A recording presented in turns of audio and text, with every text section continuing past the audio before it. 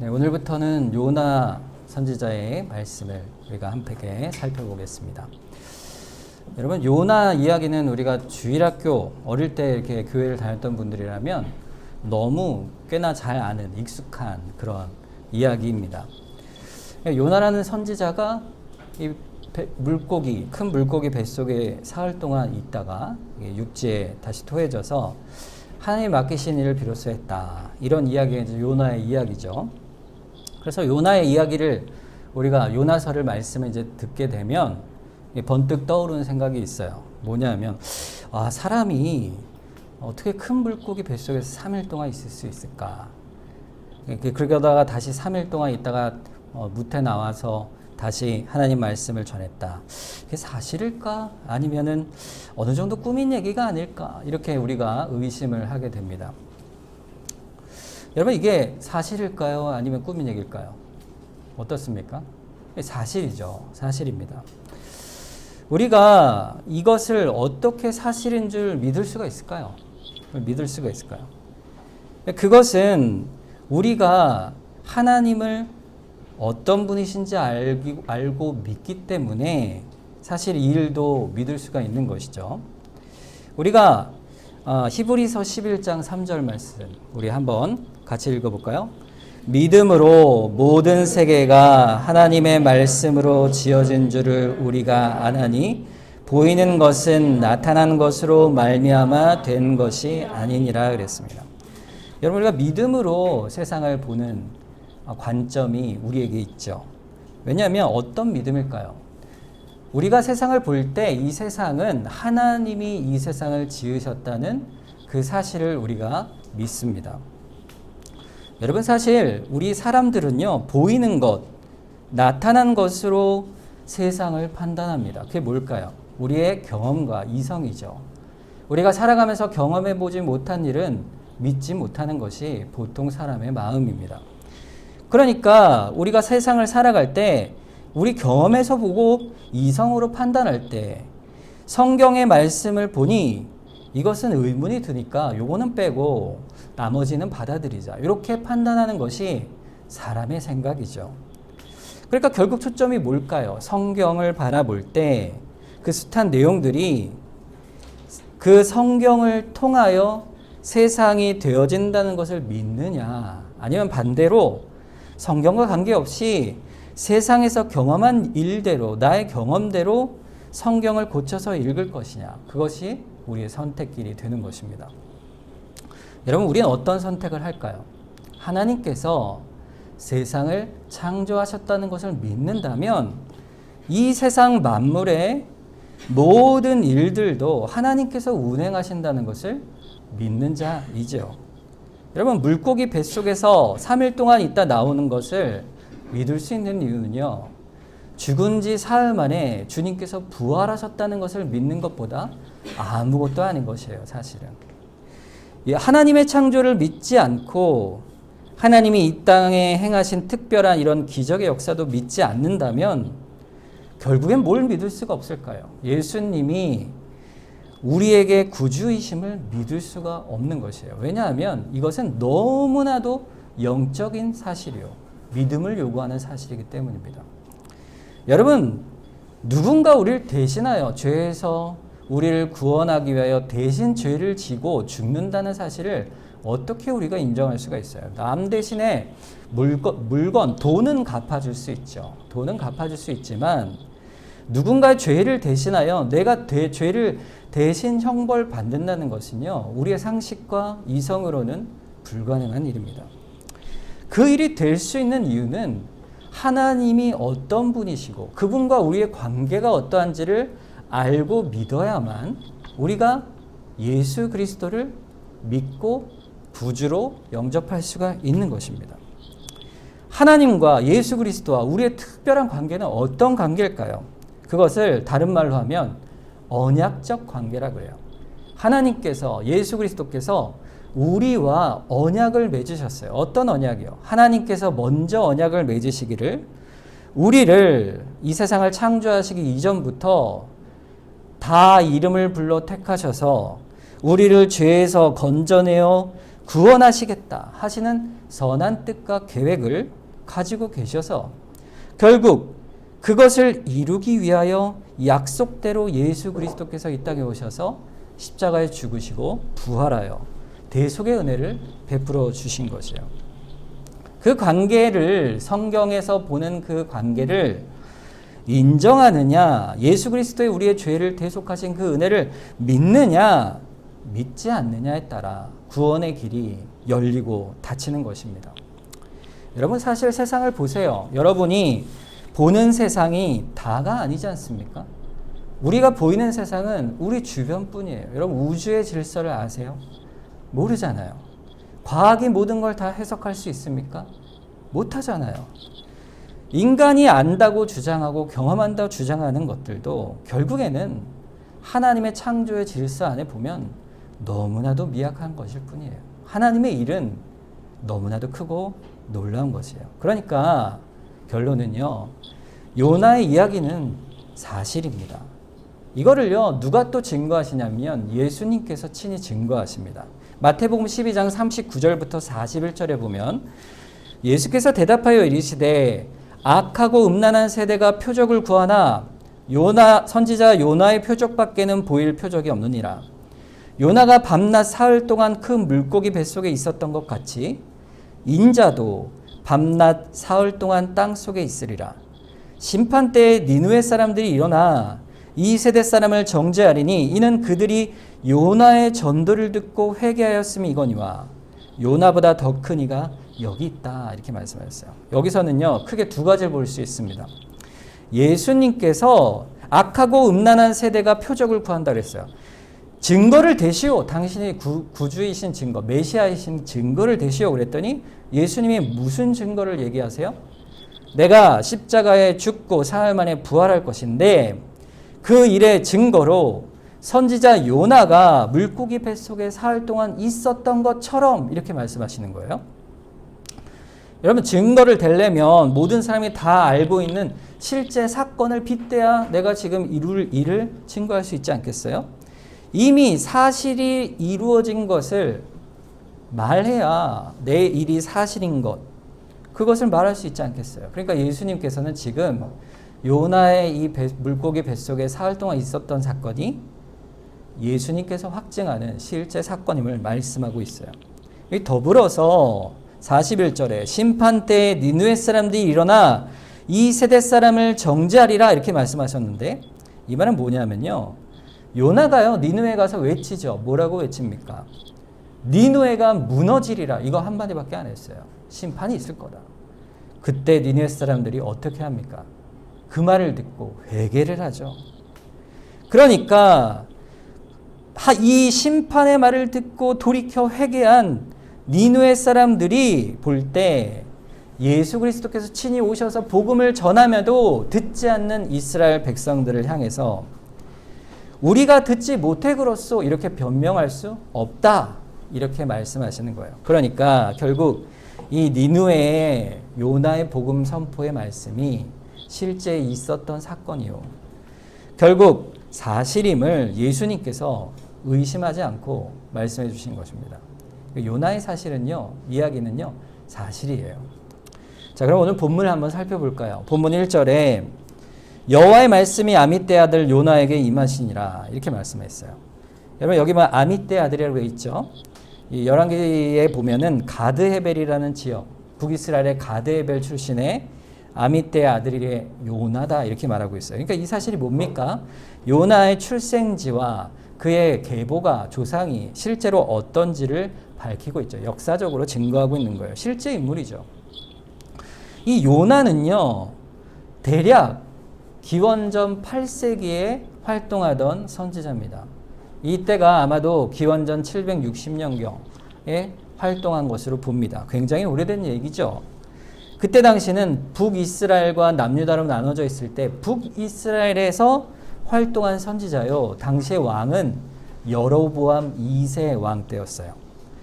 그때 같이 활동한 선지자들이 있었어요. 그게 누구냐면 아모스와 호세아 선지자입니다. 그러니까 아모스와 호세아 선지자와 같이 여로보암 왕이 있는 북이스라엘에서 선지 활동을 했던 사람이 바로 오늘 요나 선지자인 것이죠.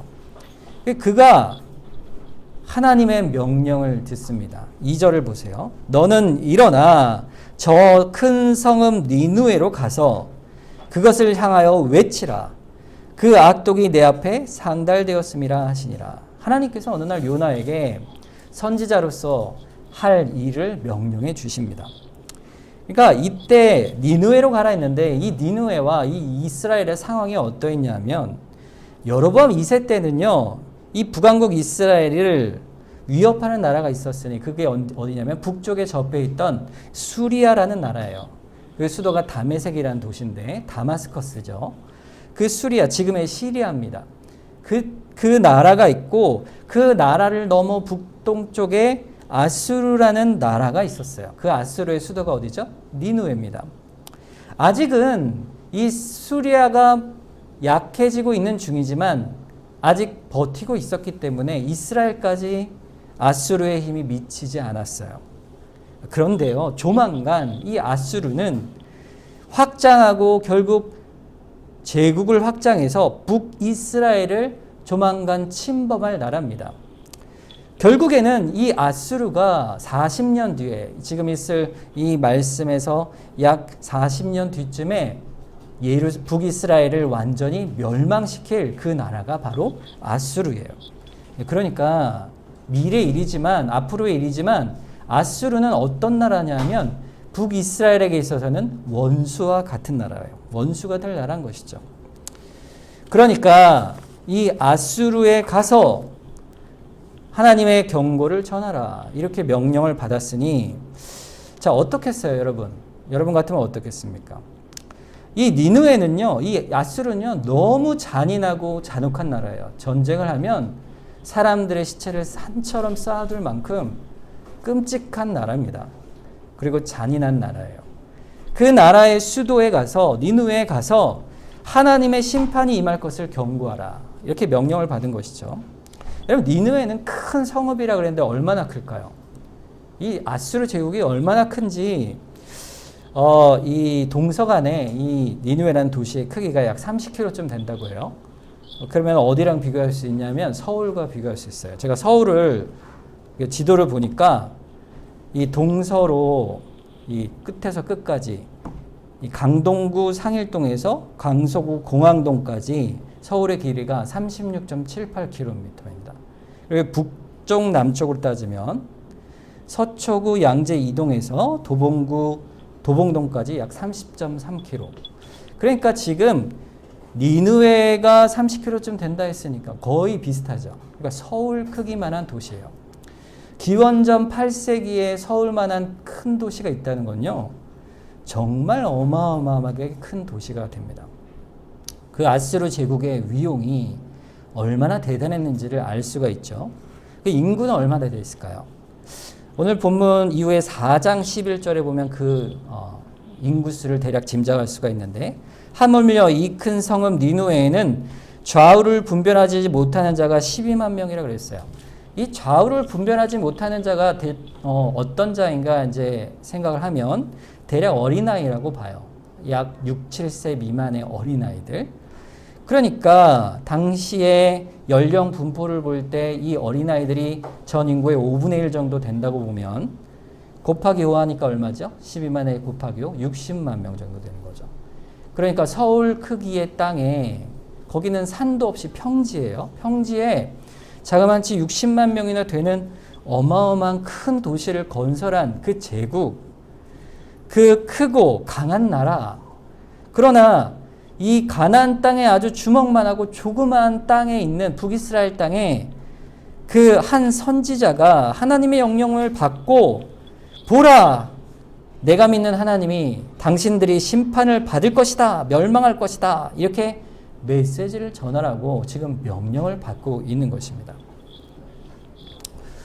여러분, 왜 하나님께서 요나에게 그 니느웨에 가서 심판을 선포하라고 하셨을까? 그 까닭이 무엇일까요?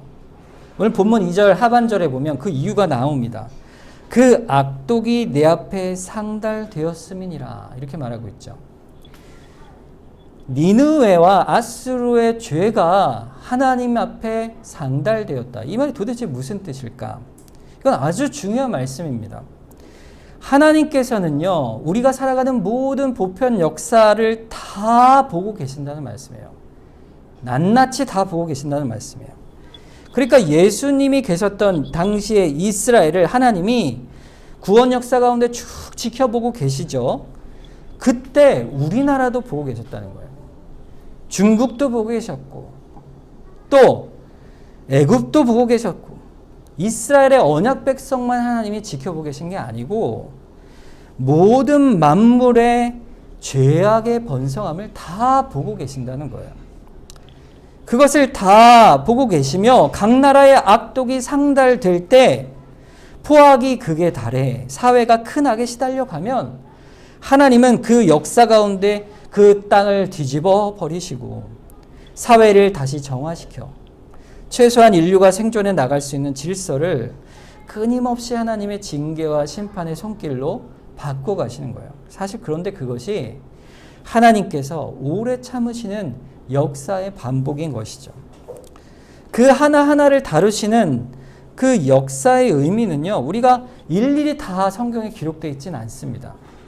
이 성경에는 하나님께서 어떻게 구원의 역사를 이루어 가시고 예수님께서 이 땅에 어떻게 오셔서 구원을 이루실까, 그 구원의 역사를 쭉 기록하고 있죠. 그런다 할지라도 하나님께서는 이 온 우주와 우리 인간의 모든 역사를 낱낱이 다 살피고 계십니다. 우리가 볼 때요, 인과관계가 없는 것 같아도, 여러분 나비 효과라는 얘기가 있잖아요.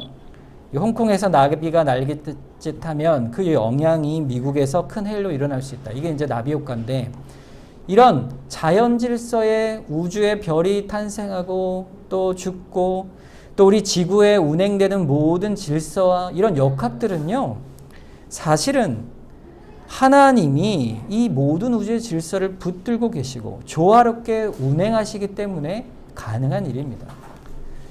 그래서 이 역사도 마찬가지로 하나님이 구원하시는 일에 초점이 맞춰져 있지만 그 역사 가운데 인류의 흥망성쇠를 하나님의 주권 가운데 이루어 가시고 계시다.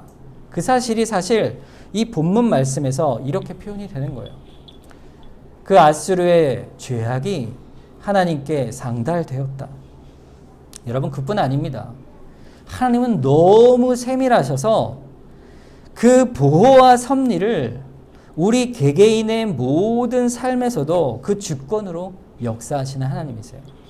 우주적인 통치뿐 아니라 우리의 세밀한 인생의 역사까지도 그 하나님은 다 알고 운행하시고 계시는 분이시다, 이것이죠.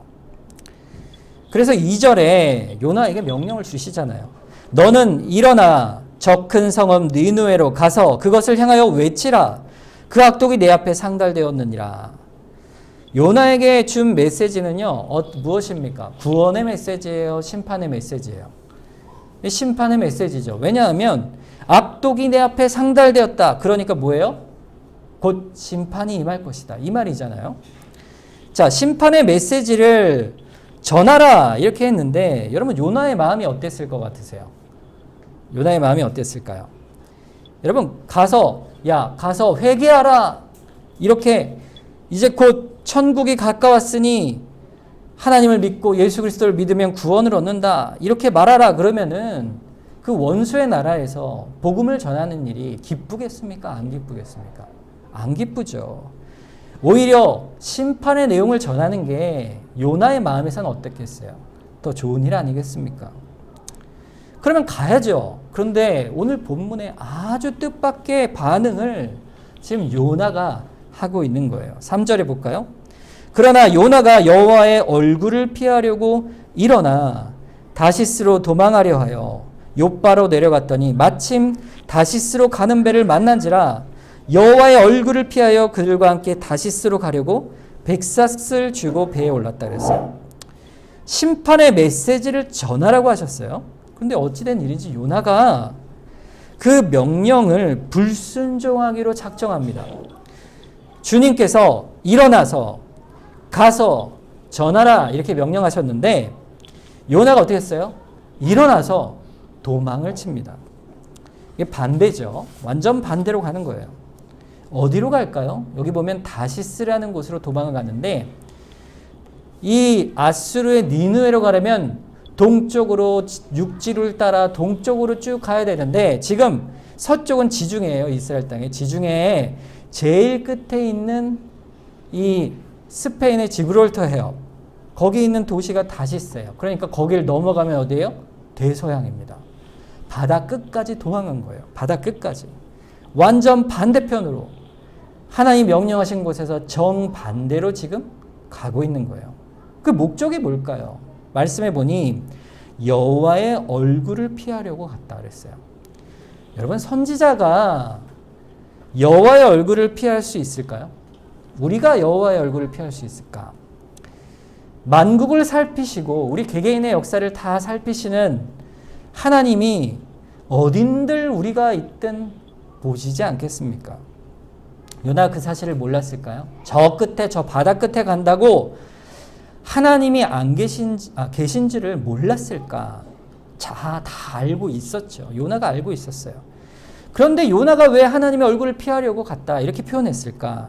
하나님의 얼굴을 피하는 것은요, 결국 하나님이 어떤 분이신지를 모른다는 게 아니고 하나님과의 관계를 내가 끊어버리겠다, 단절하겠다 이렇게 말하는 것이에요.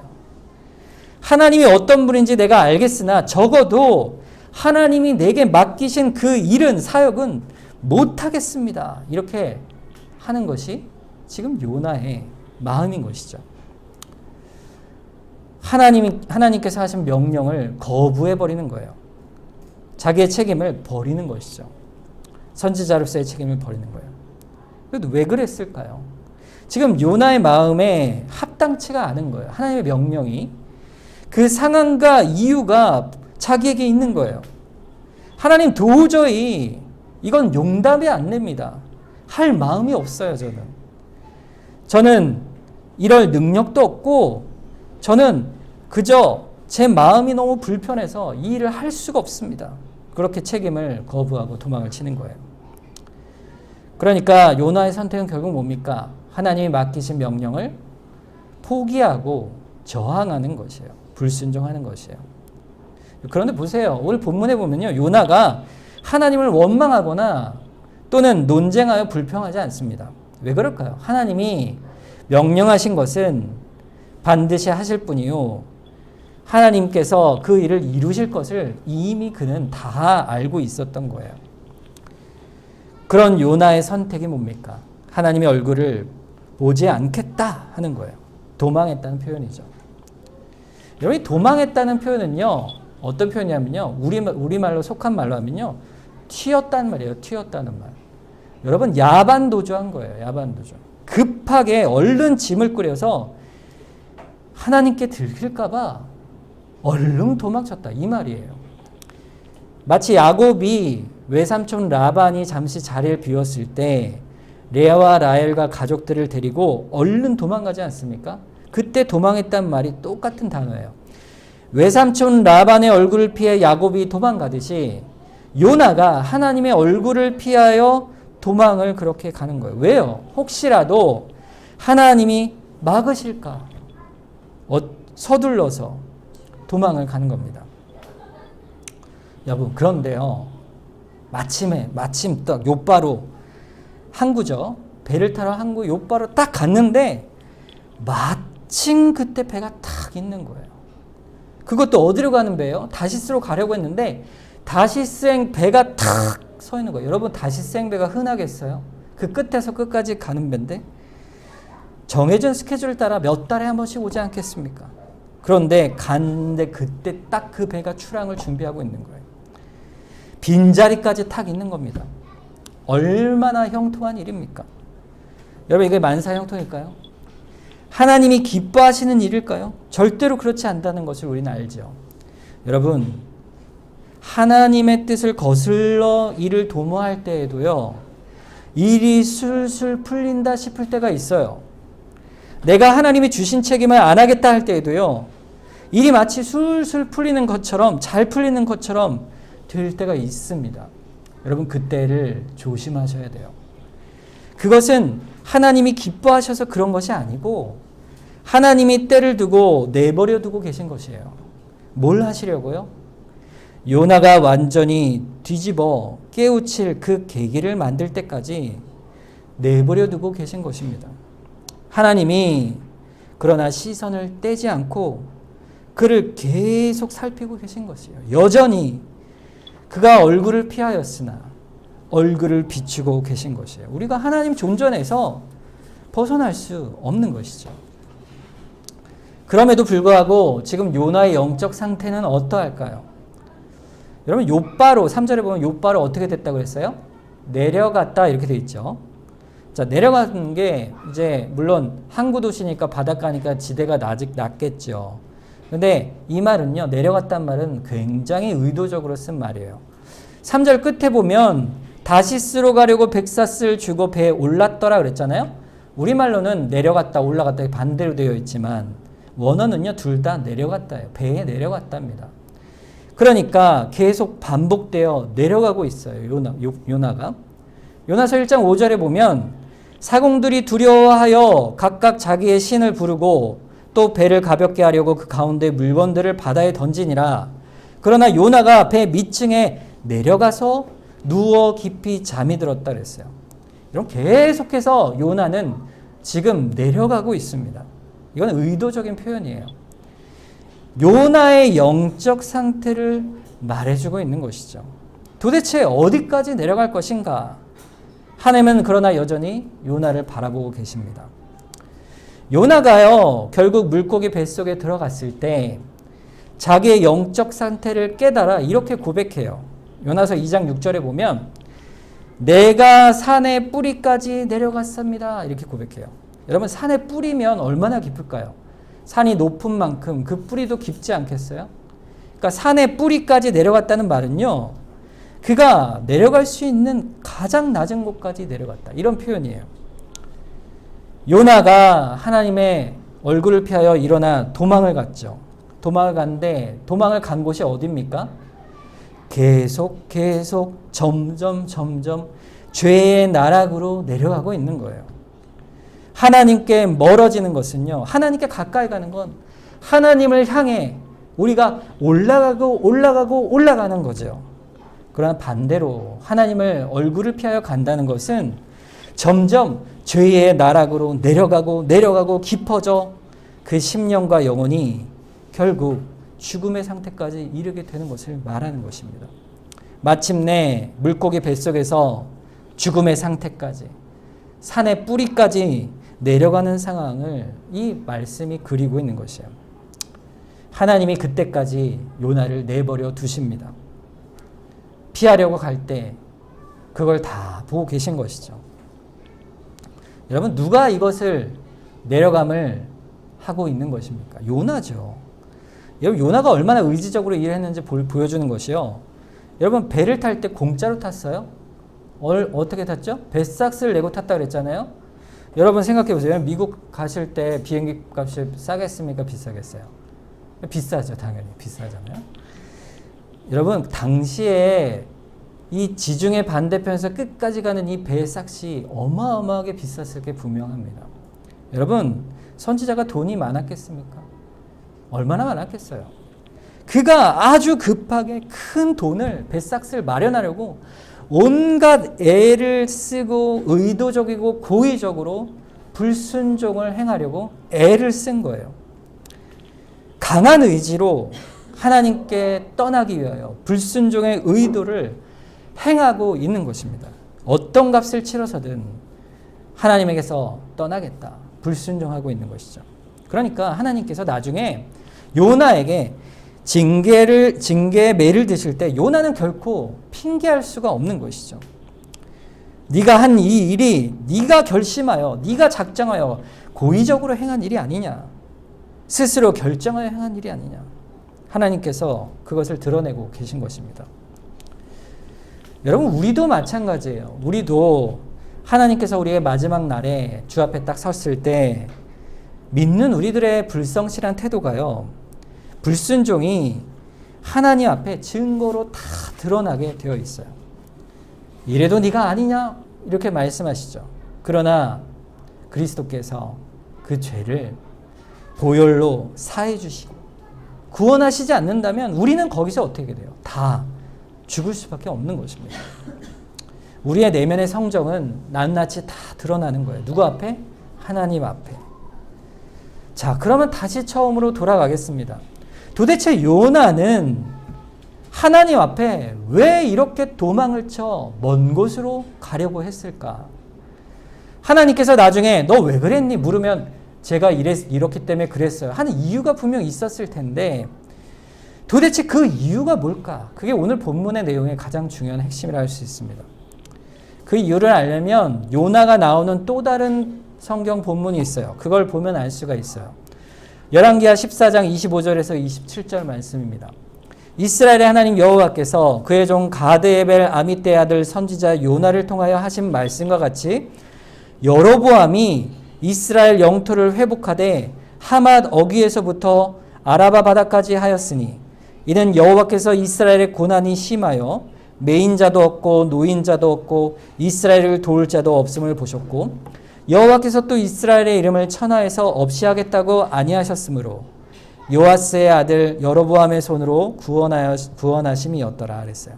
여러분 여로보암이 어떤 여로보암이냐면 여로보암 2세예요. 아까 처음에 말씀드린 여로보암 2세죠.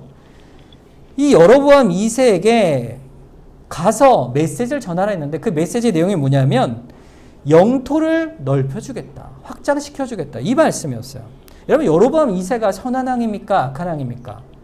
악한 왕이에요. 참으로 악한 왕이에요. 우상 숭배를 앞시대만큼 했던 사람이에요.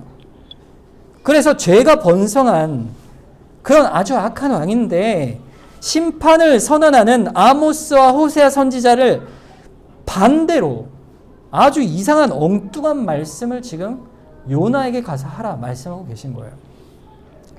심판이 있을 것이니 회개하라 이렇게 다른 선지자들은 외치고 있는데 요나는 혼자서 전혀 다른 너희가 땅이 넓혀질 것이다. 이렇게 복을 오히려 말하고 있는 거예요. 그 땅의 영토가 하맛 어귀에서 아라바 바다까지 이 말은요. 완전히 극과 극 땅이 최대한 넓어졌을 땅 우리 옛날에 고구려 땅을 되찾는 것처럼 그런 땅을 찾겠다 이렇게 말하는 거예요. 여로보암이 악한 왕임에도 불구하고 아니 하나님이 왜 도대체 그 악한 왕에게 그렇게 하셨을까? 그 이유는요. 그 뒤에 나옵니다. 26절 27절이죠. 이는 여호와께서 이스라엘의 고난이 심하여 매인자도 없고 노인자도 없고 이스라엘을 도울 자도 없음을 보셨고 여호와께서 또 이스라엘의 이름을 천하에서 없이 하겠다고도 아니하셨으므로 여로보암의 손으로 구원하려 하심이다 그랬어요. 이스라엘이 전부 다 매인자도 노인자도 매인자 노인자가 누굽니까? 노예죠. 매인자는 자유인이건 노예건 전부 다 불쌍한 처지가 되어 있으니 하나님이 보실 때 이 12지파든 10집 하나 되는 내 백성인데 이들의 고난을 그냥 보실 수가 없는 거예요. 하나님이 그 죄악된 이스라엘이지만 그들을 불쌍히 여기시고 계신 거예요. 여로보암 2세 때 땅을 넓혀 그래서 그들을 안전하게 보호하시고자 하는 거예요. 이유는 단 한 가지죠. 하나님의 백성을 향한 하나님의 긍휼이에요. 이 긍휼이 결국 우리를 향한 긍휼이에요. 로마서 5장 8절에 보면 우리가 아직 죄인 되었을 때에 그리스도께서 우리를 위하여 죽으심으로 하나님께서 우리에 대한 자기의 사랑을 확증하셨다 그랬어요. 여러분 죄인을 오래 참으시고 긍휼히 여기셔서 죄인된 자에게 먼저 오셔서 죽기까지 구원의 은혜를 베푸시는 분은요. 하나님이십니다. 그게 하나님의 성품이에요. 하나님의 사랑이에요. 요나가 이런 하나님을 너무 잘 알고 있었기 때문에 도망간 겁니다. 왜요? 요나가 하나님은 북이스라엘도 그토록 오래 참으시고 회개하고 돌이키기까지 선을 베푸시는 분이심을 요나는 너무 잘 알고 있었기 때문에 언약에 근거한 하나님의 신실하신 긍휼을 보고 있는 거예요. 그 악한 여로보암 2세에게도 불쌍히 여기셔서 이스라엘을 선한 손길로 건져주심을 보니까 이제는 니느웨로 가라는 하나님의 말씀이 뭘로 보이는 거죠? 잘하는 거예요.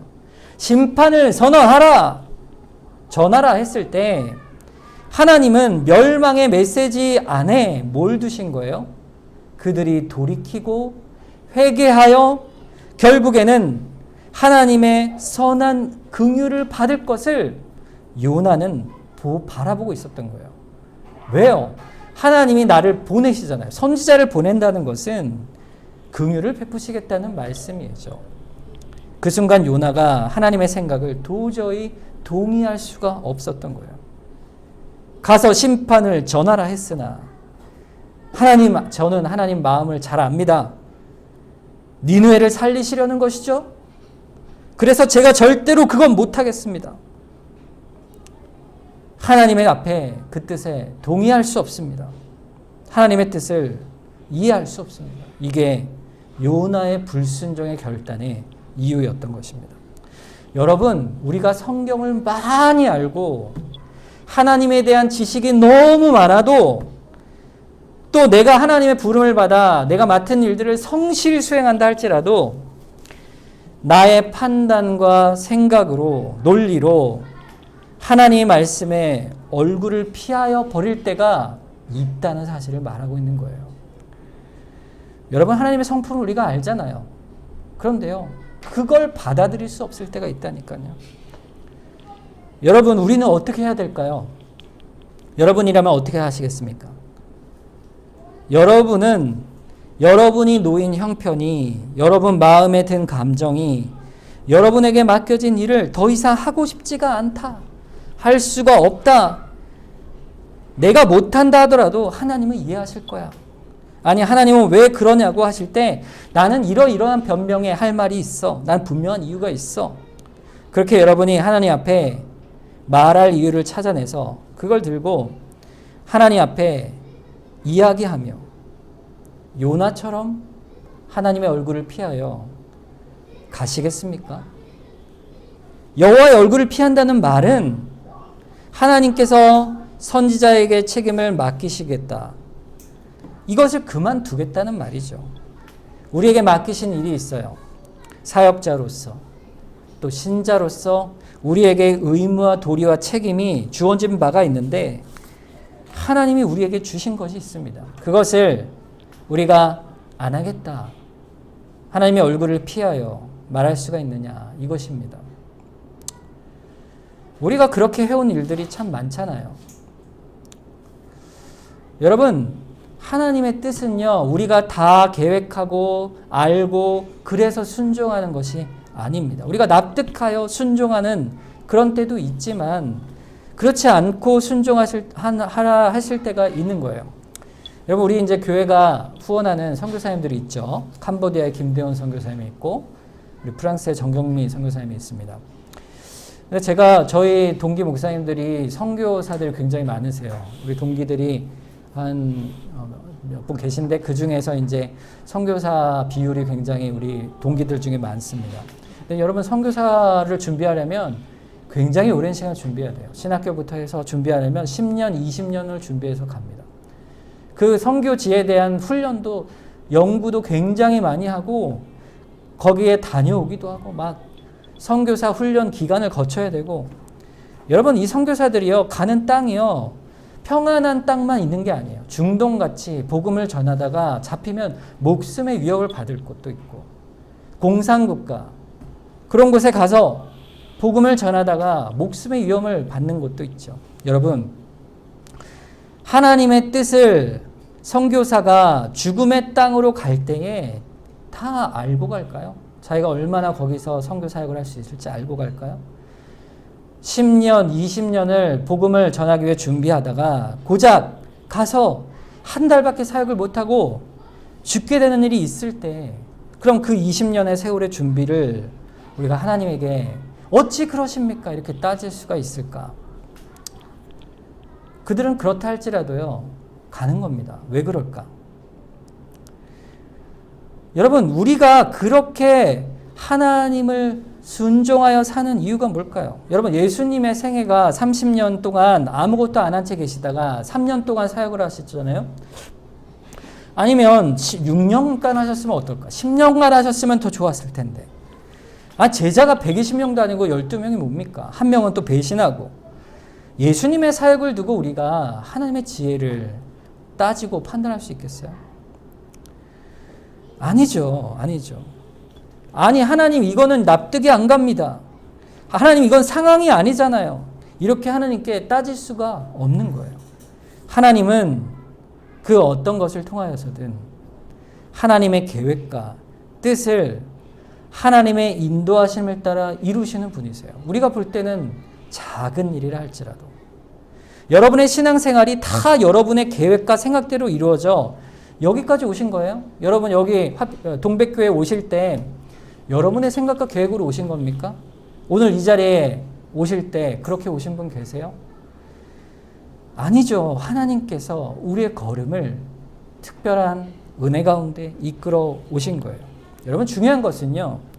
지금 왜 이것을 내게 하라고 하실까? 나는 감당할 수가 없다고 생각하는데 나는 거부할 이유가 있고 나는 그렇게 안 할 이유가 더 있는데 나의 감정과 의지가 논리적으로 이런 이유가 있어 상황이 아닌데 라고 말할 수 있는 많은 이유가 있다고 하더라도 그 많은 이유를 따져서 하나님의 뜻을 나에게 설득시키고 하나님이 내 마음도 기쁘고 이성적으로 생각해 보니 그렇게 하는 게 맞다 싶어 비로소 하나님의 뜻을 순종하겠습니다. 그렇게 해서 하나님께 나아가는 것이 아닌 것이에요.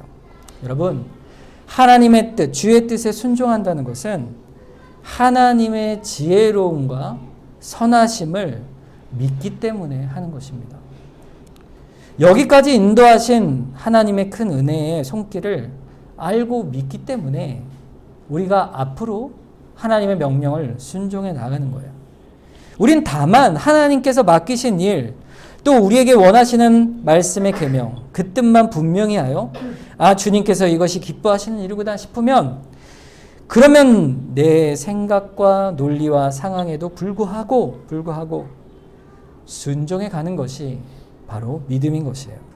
그것이 착하고 충성된 종이라는 말이죠. 마태복음 25장에 보면 그 주인이 이르시되 잘하였도다 착하고 충성된 종아 네가 적은 일에 충성하였음에 내가 많은 것을 네게 맡기리니 내 주인의 즐거움에 참여할지어다 그랬어요. 여러분 충성한다는 건 도대체 뭘까요? 신실하다는 거잖아요. 난관이 있고 어려움과 상황이 있고 이유가 있어도 주인이 말씀하신 일은 신실하게 지켜가는 것이 종의 도리인 것이죠. 신실한 신자란 뭘까요? 우리 신앙생활이 그런 것이에요.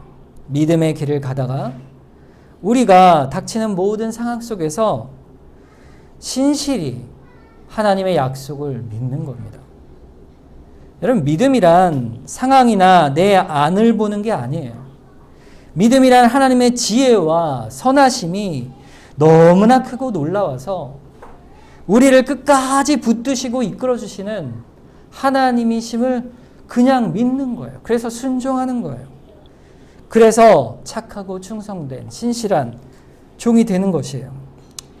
여러분 그러면 우리가 요나보다 나을까요? 더 연약하죠. 그래서 우리가 할 수 있는 일은 더욱더 기도하고 의지하는 것뿐입니다. 우리에게 믿음의 신실한 결단과 순종이 있도록 주께서 도와주시옵소서. 믿음의 결단과 순종으로 신실하게 반응케 하소서. 성령께서 우리를 도와주시옵소서. 내려가지 않게 우리를 하나님께로 한 걸음 한 걸음 걸어 올라갈 수 있도록 우리를 순종케 하여 주시옵소서. 이렇게 기도하는 거예요. 사도 바울이 그 기도를 이렇게 합니다. 에베소서 1장 17절에서 19절 말씀에 우리 주 예수 그리스도의 하나님 영광의 아버지께서 지혜와 계시의 영을 너희에게 주사 하나님을 알게 하시고 너희 마음의 눈을 밝히사 그의 부르심의 소망이 무엇이며 성도 안에서 그 기업의 영광의 풍성함이 무엇이며 그의 힘의 위력으로 역사하심을 따라 믿는 우리에게 베푸신 능력의 지극히 크심이 어떠한 것을 너희로 알게 하시길 권하노라. 우리를 알게 하고 마음의 눈을 밝히고 하나님을 믿는 그 믿음을 주시옵소서. 이렇게 기도하라 말씀한 거예요. 하나님께서 우리를 향하신 뜻과 계획, 우리의 인생에 우리의 판단보다 지극히 크시고 놀라운 소망으로 이끄시는 은혜의 하나님이심을 우리가 믿는 것입니다. 그 믿음이 우리가 순종으로 나아가는 그 중심에 있는 믿음인 것입니다. 오늘 말씀을 우리가 들으면서 요나를 보는 거죠. 요나를 볼 때 누구를 봅니까? 나를 보는 거예요. 내가 지금 내려가고 있나? 아니면 올라가고 있나? 하나님을 향해 우리의 믿음이 어떠한가? 나의 순종이 어떠한가? 내가 불순종하고 있지 않은가? 돌이켜보는 것입니다. 오늘 말씀을 통해서 우리가 하나님께 더욱 나아가기를 소망하며 또 주님께 나아가길 원합니다. 우리 이 시간 우리 합심해서 한번 기도하길 원합니다. 주님, 나를 사랑하시는 줄 믿습니다. 나를 끝까지 붙드셔서 주의 나라에 이르게 하실 주님을 바라봅니다. 끝까지 주님을 순종하며 나아가게 하여 주시옵소서. 우리 합심해서 한번 기도하도록 하겠습니다.